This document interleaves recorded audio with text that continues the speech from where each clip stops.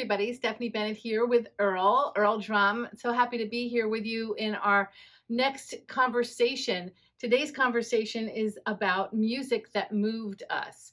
Now, we could say music that moves us because still so much music does move us. Right. But we want to talk about early years. What moved me musically when I was younger? What moved Earl? And so we'd love to hear what music moved you guys, everyone who's listening. So be sure to leave that in the comments and let us know. I want to start with Big E. What music moved you when you were younger? Well, music that moves me when I was very young, all the music that was on pop radio, AM radio, it all moved me. But I wasn't really a musician or a music person when I was a kid. I picked it up from listening to car radio, the music that was in our house that was hardly any. My sister started getting into music before I did. She had albums that I loved. She had 45s I loved, things that I played. But I guess the first album I bought was Chicago's Greatest Hits. It was after I saw Chicago at the Rockies or whatever it was, that one when they were on the Caribou Ranch. And I picked up, a good friend of mine who was a trumpet player, loved Chicago. So I picked up Chicago's Greatest Hits. And the music on that whole album touches me. But what song moved you first? The first song that moved me was a song called I've Been Searching So Long. Probably. Good one. That's the one with words that moved me more than anything. Well, how did the words move you? What did they say? It talks about searching and longing to understand the meaning of life. And when I was in high school was not a good time for me. I wasn't a good high school kid. I'm not that I was a bad kid. I was a good kid, but you were an altar boy. I didn't fit into high school. You weren't one of the cool kids. No, I was not a cool kid. Even I was in the band. It wasn't good. It wasn't high school was not good. So I skipped high school, but high school's where I learned how to play drums and started playing drums. So that song kind of spoke to me. I've been searching so long. Mm-hmm. But there'll be lots more songs as I go into college and other places that really touch me lyrically. Yeah. If you talk musically, I wasn't mature enough musically at that point to even understand what I was loving about Chicago. Mm-hmm. So, what moved you? What songs? Well, speaking of musically, and I'm the one who's always been into lyrics, writing the lyrics, writing poetry, loving the meaning of the message. But ironically, what moved me very early on, we're talking like 8th grade, 9th grade, 12, 13, 14 years old, was Cream. I didn't know anything about Eric Clapton, and I wasn't even aware when I was listening to my little 45 or my AM radio, my transistor radio, that it was Eric Clapton or Eric Clapton was anything. I just knew I love the sound of it. I could play it, like you said, with I'm Searching So Long, over and over and over and over again. I didn't even know what a bass guitar was, I think, honestly. I'm just showing my ignorance here about that. But I was 13, and I'm hearing, it's getting near dawn, boom, boom, boom, boom, boom, boom. I'm like, what is that bass line? I was loving it.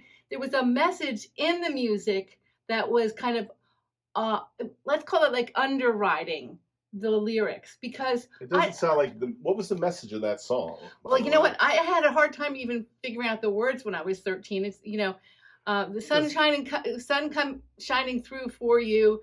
I'll be with you, darling, now. I'll be with you. It seems like they're having he was like having a big, heavy fantasy about her. No, what I found out later, because as I said, lifting up that needle and putting it on the 45 hundreds of times, and I realized later, really, after getting to know you and doing gigs with you and everything else, is this guy's a gigging guy. He's touring, and he's telling his woman, I'm coming back for you. I'll be with you when the dawn opens up because I'm out all night, but I'll have a surprise for you.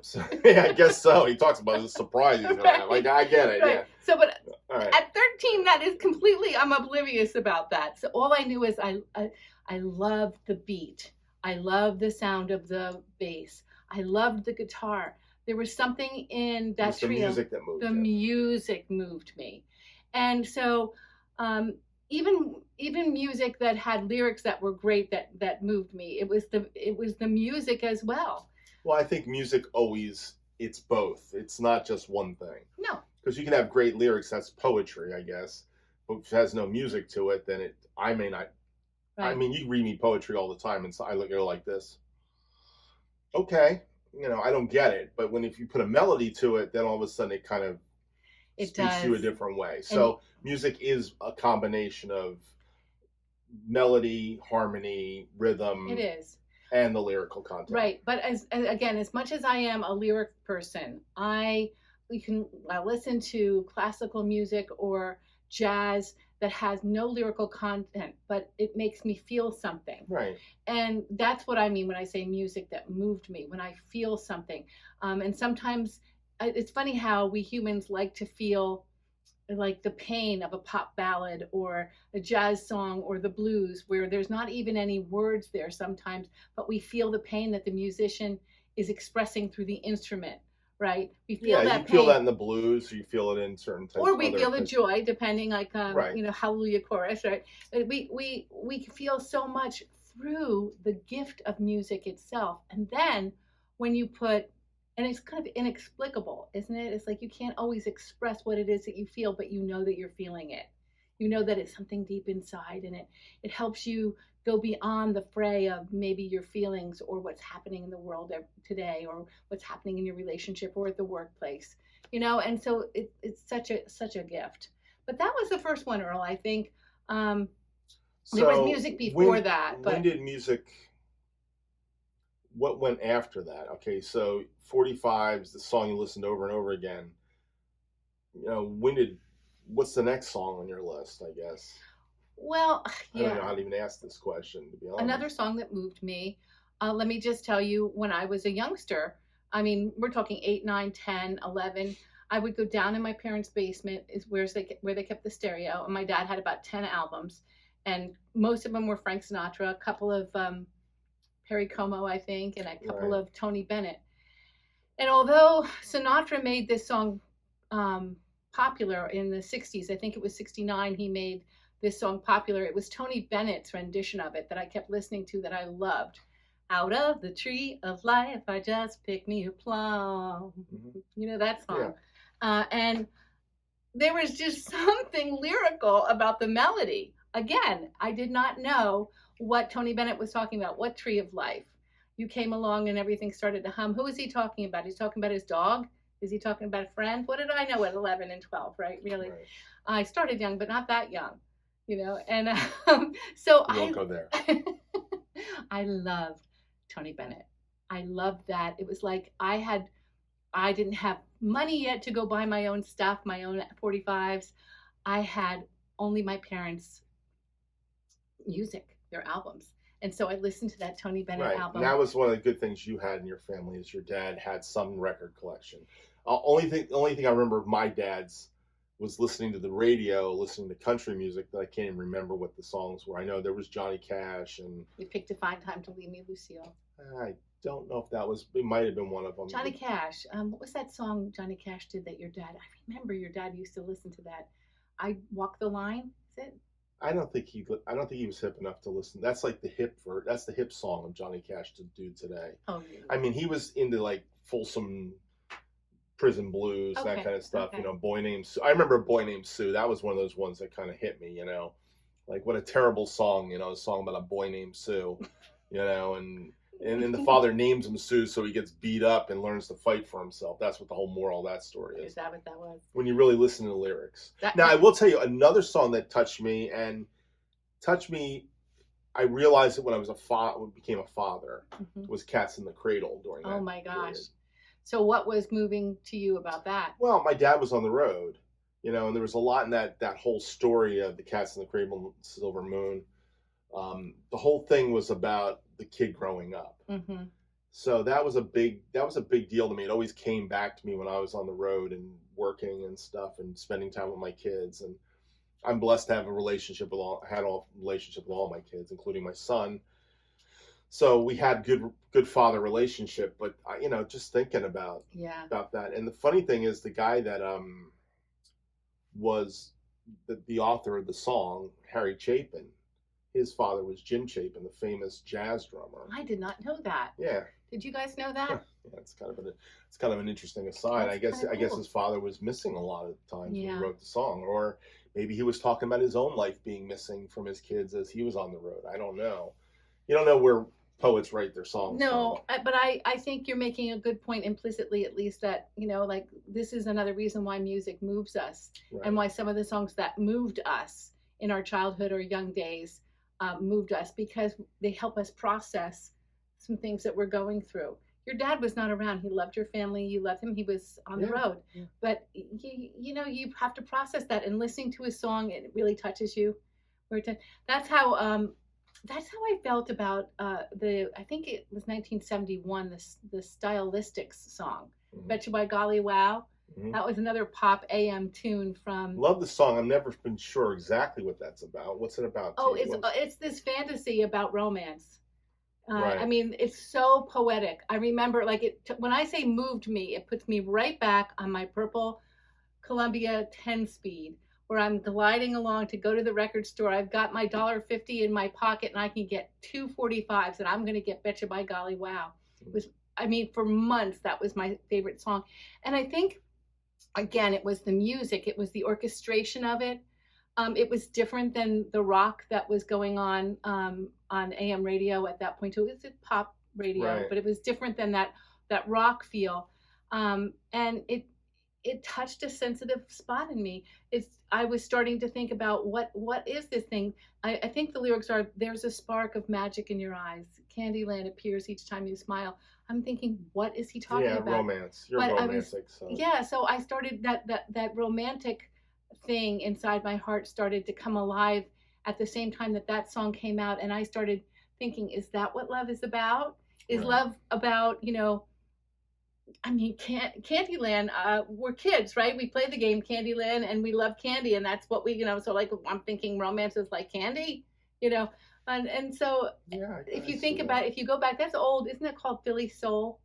I think it's part of Yeah, the whole stylistics. Yeah, the whole definitely. Philly soul movement there.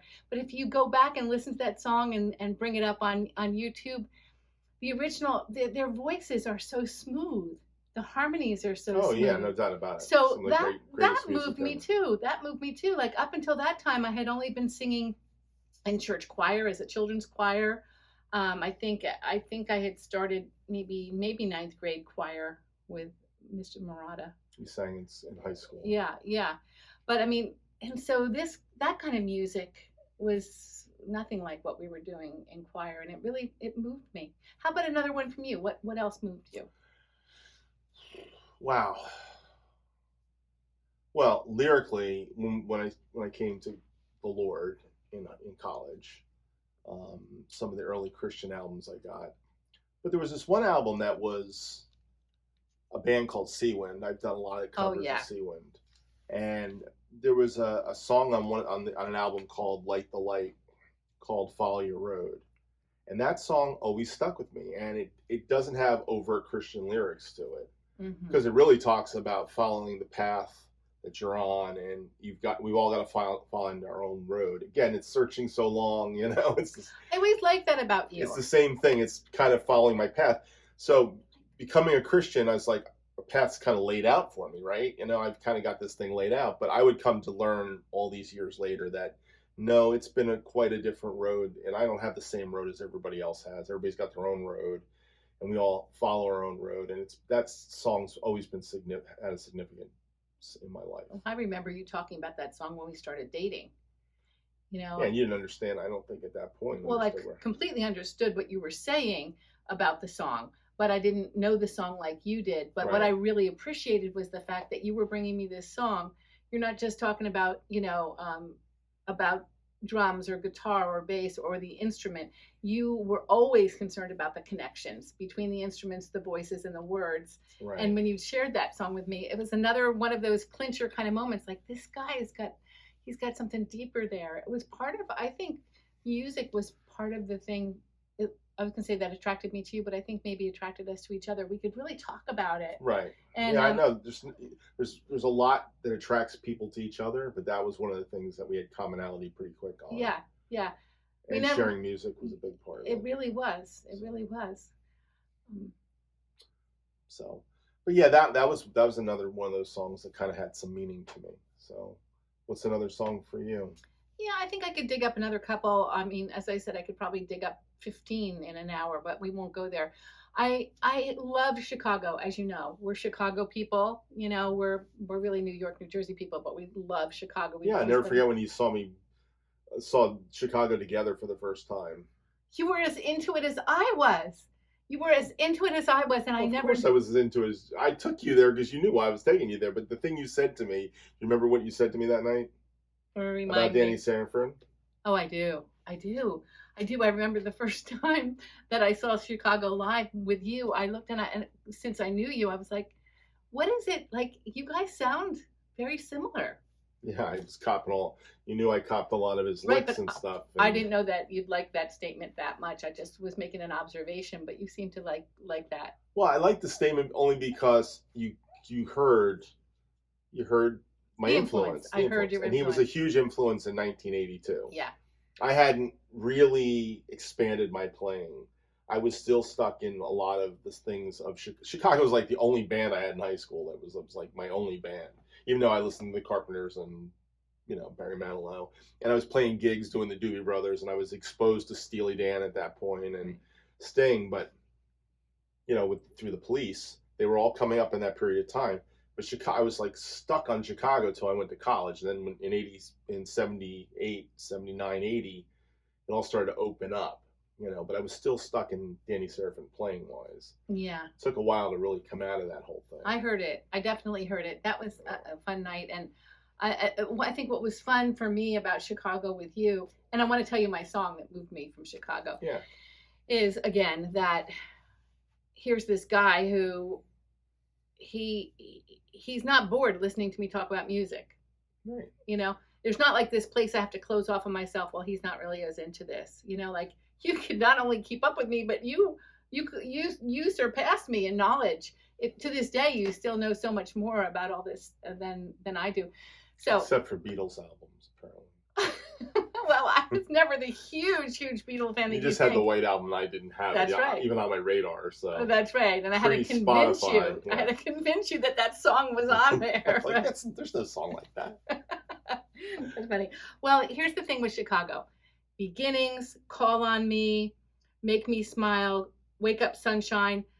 There's 4 or 5 others that are all in front of this song I'm going to tell you about that I love from Chicago. But the one that I think moved me the most was Saturday in the Park. And I'll tell you why. Again, I'm going to go back to that same era, that same 12, 13, 14, 15-year-old self where I'm starting to get some freedom, and I'm getting the freedom from being on my 10-speed, my purple Columbia 10-speed, and I've got the transistor radio up to my ear and my hand on the handlebar, and I'm listening to Saturday in the Park. And is that a shuffle? There's a lot of stuff going on in that. There's shuffle in there. There's a shuffle. Oh, in there. I just, of course, couldn't name that's a shuffle there, but it was so in sync with my whole body, my whole being. I was driving down to the park to go in the park, and I'm envisioning, some man singing Italian songs and balloons and hot dogs and children playing, and I thought, what a beautiful, fun picture. Right. It kind of alighted a whole vision in my mind that life could be this way. Life could be fresh and beautiful and shining and bright and positive. I kind of had don't ask me why, but I kind of had like a negative, do I call it darkness? It was just like a negative slant in me, like, just not the most positive person in the world. But a song like that made me go, like, life could be good and positive. Well, I think that's what music does. Yeah. It can bring those things in, and that song definitely had a positive vibe to it. So. Right. Because like you were saying, in high school for you, high school was really nothing for you. You were learning drums, but it wasn't the most positive experience. I had a much more positive experience. I was involved in the sports in high school, and I had a lot of friends. I don't know if I'd call myself a cool kid. You were beautiful, so you were a cool kid. Oh, well, Earl. You don't know, whatever. I do know. Let's not go down that road. I do know. I knew you from afar. Okay. I knew your brother and sister. There's a spark of magic in your eye. love this. Anyway, I was going to say the things that were rough for me in high school, because that might be an odd thing for someone to hear. Like they know Mrs. Hammer or they know Stefan going, she's so positive and this and that. Does she really have any? In high school, which I think is tough for most kids, whether you're popular or not, is you see this stuff. Like in high school, I was seeing, terrible television broadcasts of Vietnam. There were backbiting and jealousies and people talking about each other and spreading lies. He hasn't changed a lick, has it? There were a lot of things in high school that were not, what's the word I'm looking for? They were not like devastating, but little things that mounted up that said like, oh, life is annoying and it's hard and there's always a challenge. And I think a lot of adolescents feel that way. It's not changed. It's actually worse. It's just different. It's worse with social media. It is. It's just different. But it's the same thing. So Saturday in the Park, Chicago, that just, it moved me to the point where I can see myself with the wind blowing in my hair, going down that hill toward the park, listening. Right. How about you? Do you have another song? Songs. Well, getting out of high school era again, I think over the years, the music that's kind of moved me lyrically, there's a lot of worship music, a lot of Christian music moved me, during those different eras of our life, and I don't know, it's all those different bands we listened to. There was all kinds of songs that moved me, what I mean? Yeah. But and then of course there's such, all the music I play, I mean, is stuff that moves me. I don't really play anything that doesn't move me, and it has to be something that's inside of me, But I'm using past tense, moved. Moved, man, I'm lost. College? How about college? Well, college was jazz. There was just so much music, Steph. Yeah. I mean, there's so much music I was exposed to. I started playing out of college. I started playing music to earn a living. That's right. You know what I mean? So you didn't really choose the music. Then we had a band and we started choosing music. I think that I had a sense that playing music for the Lord was important. That's why I got into the first band I was in that went to Nashville and did the record, Saved by Grace. But even that fell short, in the end, of being what it was about, But I worked with a lot of musicians that did have a purpose in what they were doing with their music.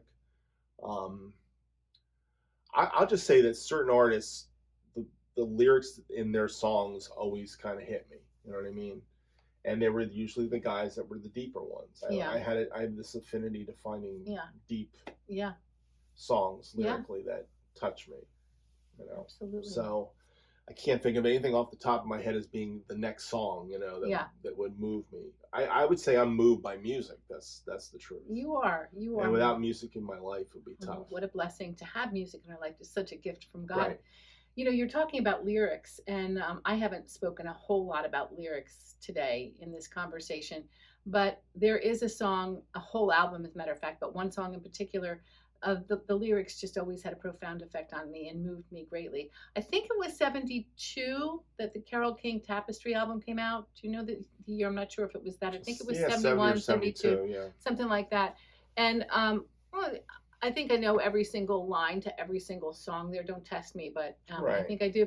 But the song "You've Got a Friend" really moved me, because in high school, there's one thing about getting good grades and drilling down to study and everything else, but most everyone cares about social life and having friends. Right. And my friends were very important to me. They still are. In fact, I still have a high school friend, a friend that I was very close to in high school, and I'm still friends with Pammy.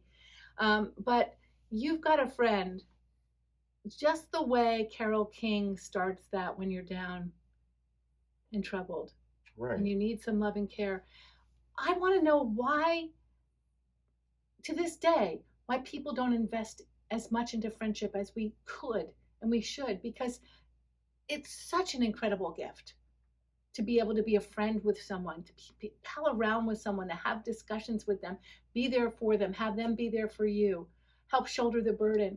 And I don't know, it seems like especially as we've increased in the social media age. It's not that the gift of friendship is less important, but it seems like people are less willing to invest what it takes to be a good friend or to have a good friend. Oh, I just rather text. Of course, it's more convenient. Or I'll just, I'll send a text invitation, save some money on the cards. Sure, of course, we like to do that. And I do that sometimes too. But it's like, you know, we need to be intentional about our relationships, whether it's marriage or friendship. And, that song moved me, the lyrics in it um, Right. moved me a great deal. I wonder if you guys have any songs that you'd like to share that moved you in your younger years when you were either a teenager or in your 20s, or if you're as old as we are, maybe in your 30s. Hmm. I'd love to hear it. I know Big E would too. Yeah, definitely. Yeah.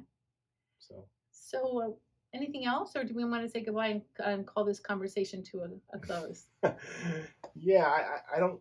I just like to say that what we're trying to do here is we're trying to find topics and things to talk about that make sense, that inspire us. So whatever you guys put in the comments, whatever you come up with, uh, you know, comment wise or question wise or something, like we said last time, we're going to give a mug away to somebody that gives us a good topic to do and to go off on It's a nice mug and too. talk about. But you know, it's it's tough sometimes when you're trying to talk on camera about something, in the depth. I mean, truthfully, for me, musically, it's the music. Sometimes it's, that's the inspiration. A lot of the music I listen to, I'm inspired by what's been played.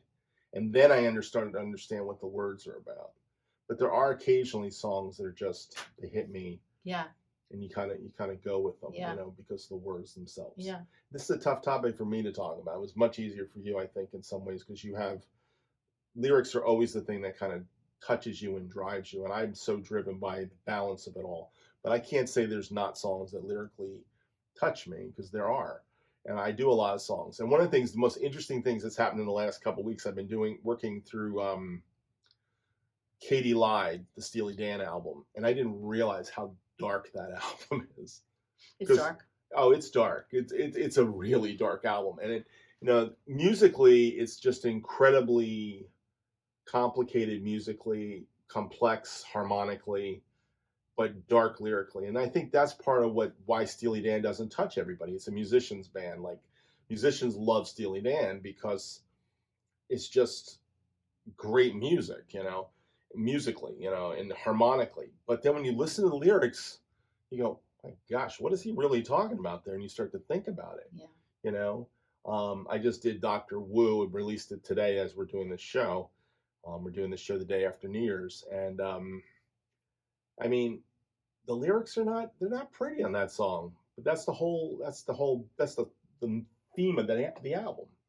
But the music itself flows. Oh, the so music well. itself, and Jeff Porcaro's playing and everything, just incredible. And I remember listening to that album over and over again in the Asbury house while I was washing dishes at night, and the melodies go through you, but the words. You're not catching everything. You're missing it. Right. And I think words mean something. And I think that's the toughest thing for me with music. Why, like guys ask me, can you play this heavier stuff? And sometimes the heavier music just does so dark it bothers me. Right. But I'm listening to Steely Dan, stuff that does musically touch me, I'm going, boy, those lyrics are, Well, that's why if we were going to have a discussion strictly on music that was like sacred or gospel centered or something, we would have also so many, because so much. I mean, I was thinking even with that, like Rich Mullins, "The World is Best as I Remember It." Do you guys know that? What a great album, Yeah. And that's a good example too of the lyrics where the music itself touches me so deeply after all these years, where he's playing the piano and it's like he's looking up at a dark night sky and says something like sometimes the night was beautiful, and like that's such an odd lyric, like the night sky is beautiful. Okay, maybe if there's some stars in it, but like he's referring to darkness, he's referring to the fact that things aren't always light and upbeat, and sometimes there can be beauty in that, and the beauty in that is found when we realize that life is not just a little fantasy and lollipops and roses, but there's challenges, and we've got to muscle through, and we've got to open our hands and our hearts to God and say, but you'll take me step by step.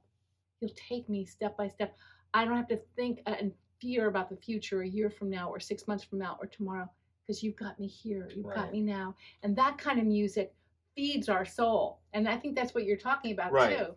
And probably the majority of the music that really feeds my soul has been very deep CCM artists that are my favorite artists, you know, from Keith Green to Rich Mullins, Phil Keaggy, Second Chapter of Acts.